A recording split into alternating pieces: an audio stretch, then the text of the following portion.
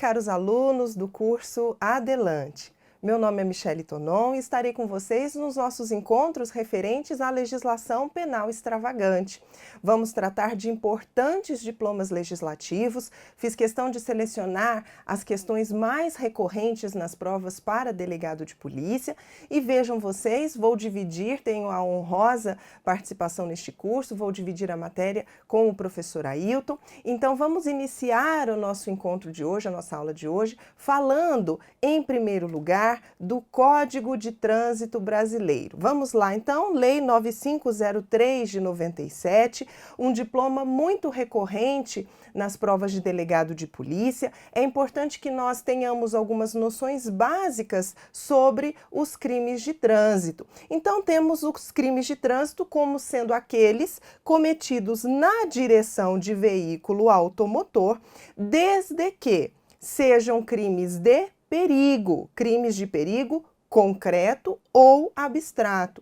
Ainda são definidos como crimes de trânsito aqueles de dano culposo, isto é, o homicídio culposo, as lesões corporais culposas. Se eu tiver um crime de dano doloso, isto é, com a intenção de provocar o resultado naturalístico, a exemplo do homicídio doloso praticado na direção de veículo automotor, eu tenho a intenção de atropelar uma pessoa para lhe tirar a vida. Neste caso, eu não aplico o Código de Trânsito Brasileiro.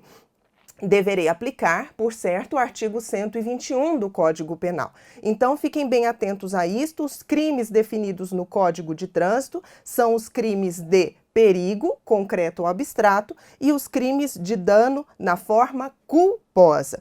E o que vem a ser o veículo automotor? É preciso, então, que o indivíduo pratique o crime na direção de veículo automotor. O veículo automotor, o conceito está lá no anexo 1 do Código de Trânsito Brasileiro. É todo veículo a motor de propulsão que circula por seus próprios meios. Então vamos lá ver o conceito.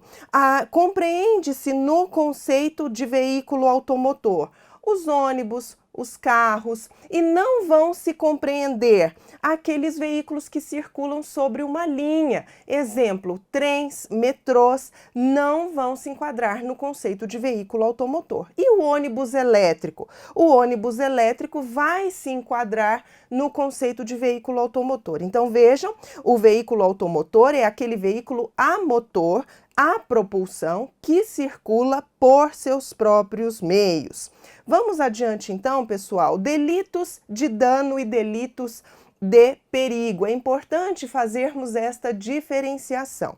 No delito de dano, há uma efetiva lesão ao bem jurídico tutelado. Não ocorrendo a lesão, eu verifico a tentativa ou um indiferente penal. Exemplos de crimes de dano, aqueles em que há uma efetiva lesão ao bem jurídico tutelado pela norma: o homicídio, o furto ou o roubo. Já os delitos de perigo são aqueles nos quais o legislador dispensa a efetiva lesão, bastando que o bem jurídico tutelado seja exposto a um perigo. E neste caso, nos delitos de perigo, nós vamos ter uma subdivisão: delitos de perigo abstrato e delitos de perigo concreto. Vamos revisar então o que são os delitos de perigo abstrato, também chamados pela doutrina de delitos de perigo presumido.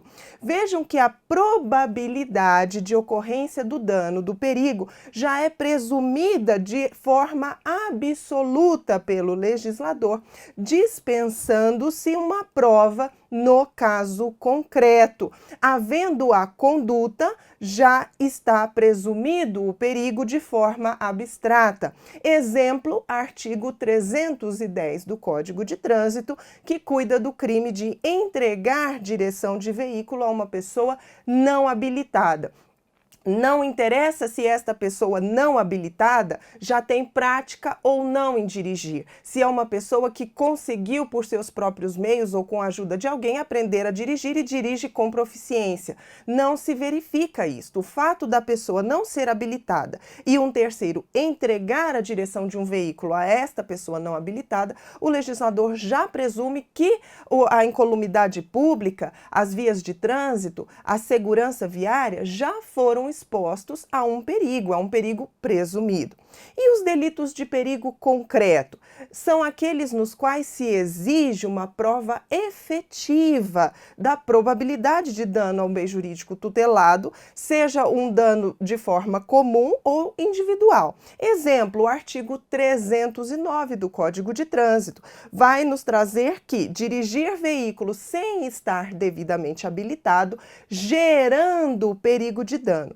Então, quando nós temos delitos de perigo concreto, como regra, o legislador vai trazer esta expressão, gerando perigo de dano, a significar que, no caso concreto, deveremos provar que aquela conduta atingiu ou expôs a perigo individual ou comum à coletividade. Exemplo, fazer um zigue-zague na via pública, invadir uma contramão, são condutas que concretamente vão expor o bem jurídico tutelado a um perigo, daí serem chamados de delitos de perigo concreto. Então, pessoal, com estas considerações básicas, com estas noções introdutórias sobre os delitos no Código de Trânsito, vamos começar a analisar algumas questões. Eu selecionei questões no estilo certo ou errado, são predominantemente da banca examinadora CESP-CEBRASP, com algumas adaptações para aqui os nossos propósitos. Então, primeiro, não se oferecerá transação penal ao autor de lesões corporais culposas na direção de veículo automotor que estiver participando em via pública, de corrida, disputa ou competição automobilística de exibição ou demonstração de perícia em manobra de veículo automotor não autorizada pela autoridade competente. Então, em primeiro lugar, pessoal, o que nós notamos nessa questão aqui? Transação penal, um instituto despenalizador da Lei 9.099 de 95, a Lei dos Juizados Especiais Criminais. É possível a aplicação da lei aos crimes previstos no Código de Trânsito Brasileiro, da Lei 9.099? Nós vamos ter que sim, é possível, porém, há hipóteses de exceção. E esta questão vai trazer justamente uma exceção, quando não será possível aplicar a transação penal ao autor de lesões corporais culposas. Então, nós vamos ter, pessoal, que não se pode oferecer a transação penal nos moldes do artigo 291, parágrafo 1º. Então, lá nos incisos, nós vamos ter que, se o indivíduo praticou uma lesão corporal culposa na direção de veículo automotor, vai ter, em tese, direito aos benefícios da Lei 9.099, composição civil dos danos, transação penal ou ainda suspensão condicional do processo. Porém, se ele estiver incorrendo em uma das situações dos incisos, não mais fará jus. Vejam lá, se este indivíduo estiver sob a influência de álcool ou qualquer outra substância psicoativa que determine dependência, se o indivíduo estiver participando em via pública de corrida, disputa ou competição automobilística, exibição ou demonstração de perícia em manobra de veículo, não autorizada pela autoridade competente. Então, é esta a situação da nossa questão. Este indivíduo que pratica lesão corporal culposa, por exemplo, praticando uma disputa entre carros na via pública, sem uma autorização prévia para essa disputa da autoridade competente, este indivíduo não será beneficiado com a transação penal. Então, este item, esta primeira questão, está correta nos moldes do 291, parágrafo 1º, inciso 2º. Nós temos aí outras hipóteses no parágrafo 1º, temos no caso do indivíduo que transita também em velocidade superior à máxima permitida para a via em 50 km por hora. Vejam que quando eu estou diante destas situações, eu devo instaurar o inquérito policial, isto é, não teremos uma infração de menor potencial ofensivo, não será a hipótese de termo circunstanciado, mas sim de instauração do inquérito policial para a investigação da infração penal. Então vamos agora para a questão de número 2, pessoal. Acompanhe. Aplicam-se ao crime de lesão corporal culposa, praticada na direção de veículo automotor, os benefícios de transação penal ou suspensão condicional do processo, ainda que o agente cometa o delito transitando em velocidade superior à máxima permitida para a via em 50 quilômetros. Acabamos de ressaltar esse aspecto, né, pessoal? Não é possível a concessão da transação penal, nem da suspensão condicional do processo nesta hipótese do inciso 3º do parágrafo 1º, artigo 291. Vejam que este é um assunto frequente nas provas, fiquem, portanto, muito atentos, o gabarito desta questão é errado. Vamos para a próxima questão, a de número 3, vai tratar, então, da suspensão ou da proibição de se obter a permissão ou habilitação para dirigir veículo automotor. Vejam vocês, então, que o Código de Trânsito Brasileiro prevê estas penalidades, a suspensão ou a proibição de se obter a permissão para dirigir ou a carteira nacional de habilitação. Vejam, qual vai ser a duração destas penalidades? A questão número 3 vai nos dizer: a penalidade de suspensão ou de proibição de se obter a permissão ou habilitação para dirigir veículo automotor tem a mesma duração que a pena privativa de liberdade cumulativamente imposta. Pessoal, esta assertiva está errada. Por quê? A duração não é a mesma da pena privativa de liberdade. No artigo 293 do Código de Trânsito, nós vamos ter que a penalidade de suspensão ou de proibição vai ser fixada, vai ser estabelecida numa duração que vai de 2 meses a 5 anos, artigo 293. Então, acompanhem a redação do artigo 293, nos traz que esta penalidade vai durar de 2 meses a 5 anos. Então, não está diretamente relacionada à duração da pena privativa de liberdade também imposta. O que é importante nós ressaltarmos? Que o magistrado, quando for dosar a pena, deve seguir um mesmo parâmetro. Ora, se ele fixar a pena privativa de liberdade no mínimo legal, deverá estabelecer também a penalidade de suspensão ou de proibição no mínimo legal.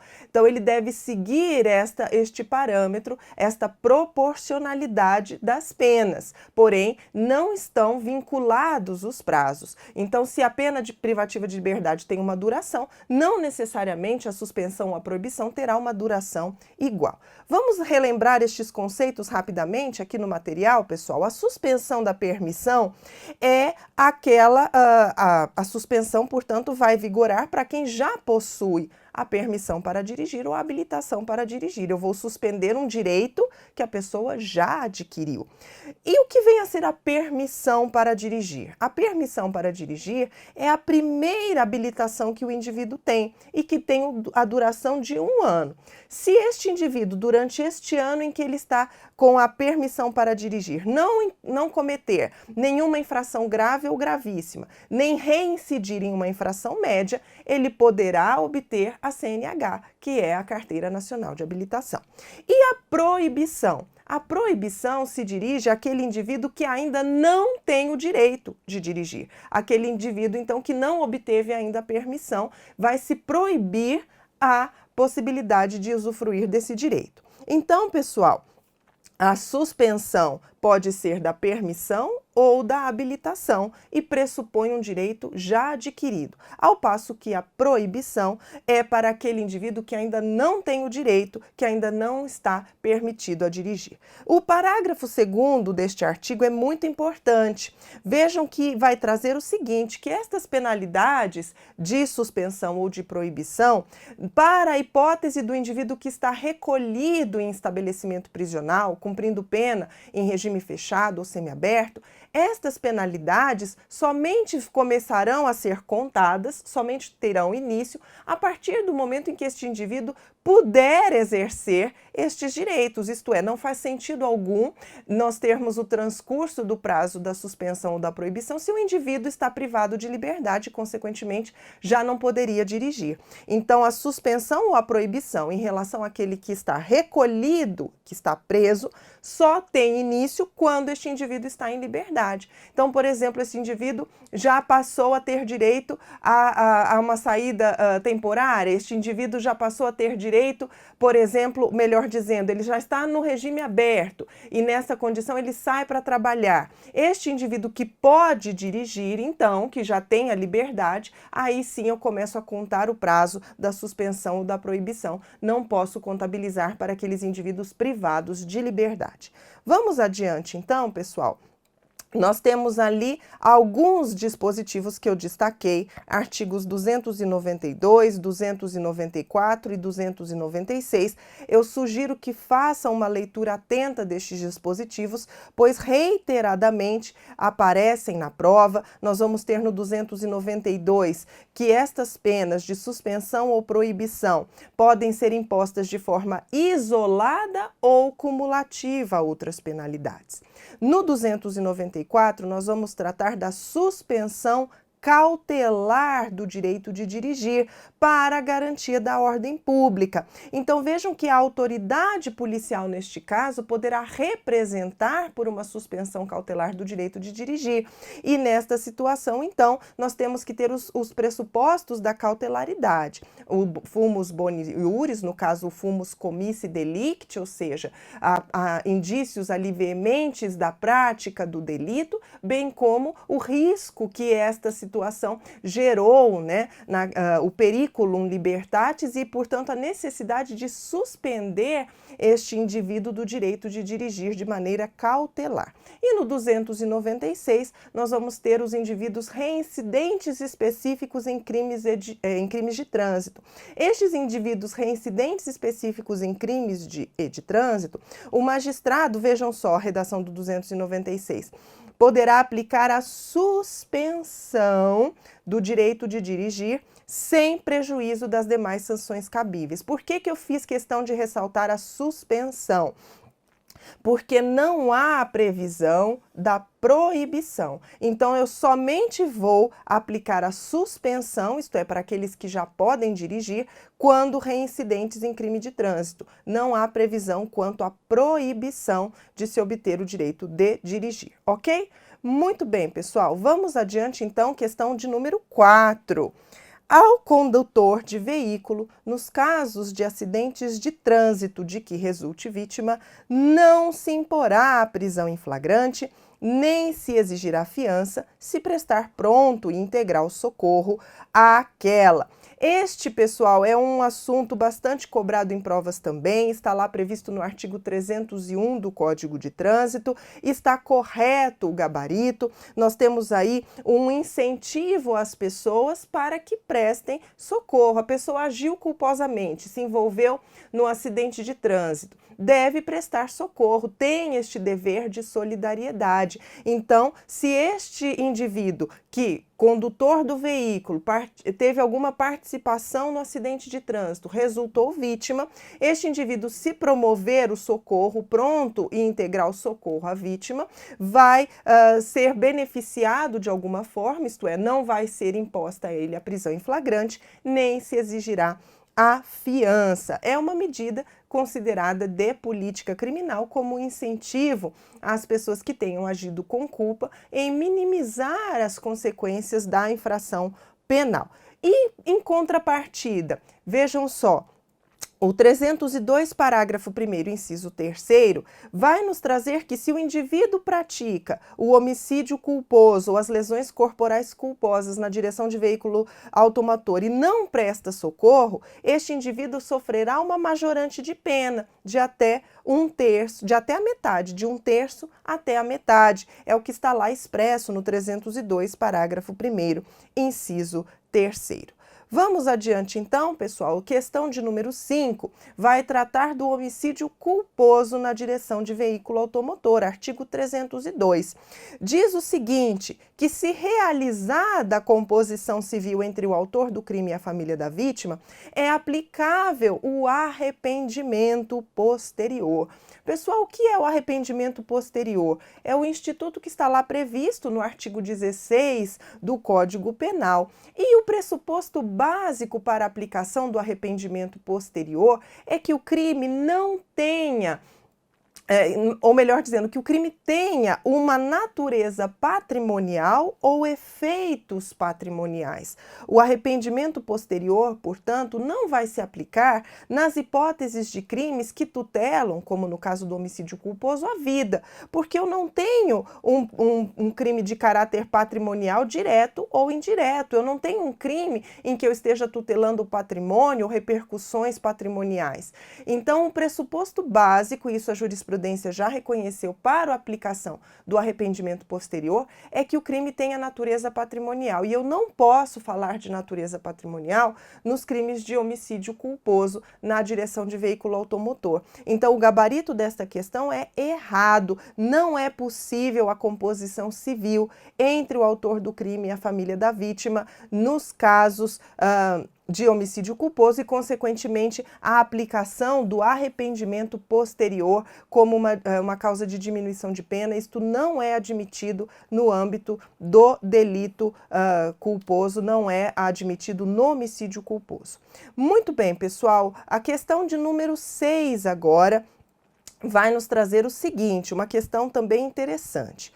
O fato de o autor de homicídio culposo na direção de veículo automotor estar com a Carteira Nacional de Habilitação vencida enseja a aplicação de causa especial de aumento de pena. Vejam só que interessante como o examinador aqui foi perspicaz. Em relação ao homicídio culposo na direção de veículo automotor, o Código de Trânsito, no seu artigo 302, parágrafo 1º, inciso 1º, traz que haverá, sim, uma causa especial de aumento de pena na hipótese do indivíduo não possuir a permissão para dirigir ou carteira de habilitação.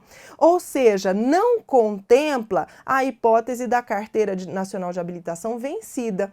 Então, como nós sabemos, como princípio, regra geral de interpretação das normas penais incriminadoras, eu não posso fazer uma analogia em malam partem. Eu não posso aplicar aí uma interpretação extensiva. Ainda que seja, de fato, reprovável a conduta do indivíduo que dirija com a Carteira Nacional de Habilitação vencida e, nesta situação, pratica um crime culposo, entendeu o legislador aqui por prever tão somente a hipótese do indivíduo que não possui a permissão para dirigir ou a Carteira Nacional de Habilitação como uma forma de majorar a pena. Logo, esta questão de número 6, o gabarito está errado, pessoal. Não posso fazer a interpretação extensiva, nem a interpretação em malam partem em direito penal. A interpretação deve ser estrita, deve obedecer o princípio da reserva legal.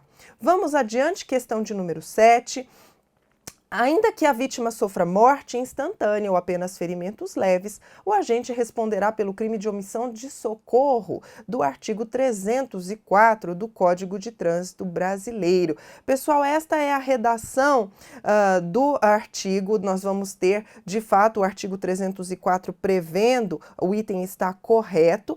Vejam que esta questão está me trazendo a obrigação do condutor que se envolve no acidente, não necessariamente aquele que deu causa, aquele indivíduo que está envolvido no acidente, ainda que não tenha sido o causador direto do acidente, tem a obrigação de prestar socorro, é o que nos dispõe a lei em seu artigo 304. Vejam, que esta situação, pessoal, em que a vítima apresenta morte instantânea, o que a jurisprudência vem entendendo é que esta morte deve ser passível de constatação por toda e qualquer pessoa. Se não for possível constatar esta morte instantânea, deve ser prestado socorro. E em que hipóteses vai ser possível constatar a morte instantânea? Somente naqueles casos muito graves, né, pessoal, daqueles acidentes que realmente a vítima fica ali com a aparência já, algumas, enfim, o corpo já evidencia em que de alguma forma nós tivemos ali uma total eliminação da vida, seja porque a vítima, então, apresentou ali o rompimento de algumas partes do corpo, enfim, situações muito trágicas mesmo, acidentes gravíssimos, em que qualquer pessoa sem conhecimento médico poderia atestar a morte. De regra geral, se eu tenho ali a vítima dentro do carro, desmaiada, eu não sei se ela tem sinais vitais ou não, eu não tenho conhecimentos médicos, eu devo prestar o socorro. A jurisprudência só afasta a incidência desta tipificação penal nas hipóteses em que realmente não há qualquer dúvida para qualquer pessoa sem conhecimentos médicos de que aquela pessoa faleceu, e aí nós só vamos verificar, infelizmente, naquelas situações muito, muito trágicas. Ok. Então vamos adiante agora, questão de número 8. Confiar a direção de veículo automotor à pessoa não habilitada ou em estado de embriaguez constitui delito que tem natureza de infração penal de perigo abstrato. Nós mencionamos ao início da aula justamente este artigo 310 do Código de Trânsito Brasileiro como o maior exemplo de crime de perigo abstrato. Isto porque quando eu permito, eu confio ou entrego a direção do veículo automotor a uma pessoa não habilitada, o legislador já está presumindo de forma absoluta que o bem jurídico tutelado pela norma penal já está exposto a uma situação de perigo. Não é preciso que eu comprove que aquela pessoa de fato cometeu alguma barbeiragem no trânsito, não. O simples fato de não ter a habilitação para dirigir já torna este crime um crime de perigo abstrato. Então, este item é correto, pessoal. Artigo 310 do Código de Trânsito não exige a prova do dano. É uma questão muito recorrente em provas de concurso, e inclusive foi sumulada pelo STJ, é a súmula 575. E nós sabemos da importância das súmulas no nosso estudo para concursos. Vejam a redação da súmula 575. Constitui crime a conduta de permitir, confiar ou entregar a direção de veículo automotor à pessoa que não seja habilitada ou que se encontre em qualquer uma das situações previstas no 310 do CTB, ou seja, a pessoa embriagada também aí se inclui, independentemente da ocorrência de lesão ou de perigo de dano concreto na direção do veículo, isto é crime de perigo abstrato. Vamos adiante, questão de número 9, vai nos trazer o crime de embriaguez ao volante, artigo 306 do CTB, muito frequente no dia a dia de quem trabalha na delegacia de polícia, muito frequente o crime, infelizmente, a embriaguez ao volante. Vejam o que diz aí o item número 9. O crime de embriaguez ao volante, por ser delito mais grave, absorve a infração penal de dirigir veículo automotor em via pública sem permissão ou habilitação. Pessoal, não temos aí a aplicação do princípio da consunção, não temos aí a absorção do delito mais grave, o delito mais grave absorvendo o menos grave. É entendimento da jurisprudência que a hipótese é de concurso material de infrações penais, porque os delitos aí são autônomos, as objetividades jurídicas são distintas, não vai incidir o postulado da consunção. O indivíduo vai responder em concurso pelas figuras do 306 e do 309. Não pode ser considerada uma etapa necessária para a prática de um delito ou outro. Nada tem a ver a embriaguez ao volante com o fato do indivíduo dirigir sem a permissão. Então, são objetividades jurídicas distintas, não se aplica o princípio da absorção ou da consunção. Este item 9 está, portanto, errado. Vamos seguindo. Então, aqui no próximo slide eu trago justamente o entendimento do STJ sobre outra hipótese em que eu não aplico a consunção, nos casos de embriaguez ao volante e lesão corporal culposa. O STJ entende também que os delitos são autônomos e que a embriaguez não é fase de preparação, nem é meio normal para a execução da lesão corporal culposa. Então, não se aplica, segundo o entendimento do STJ, também o princípio da consunção nesta hipótese de embriaguez ao volante e lesão corporal culposa. Questão de número 10, pessoal. Crime de embriaguez ao volante possui elemento objetivo do tipo de natureza exata, o que não permite a aplicação de critérios subjetivos de interpretação para sua configuração.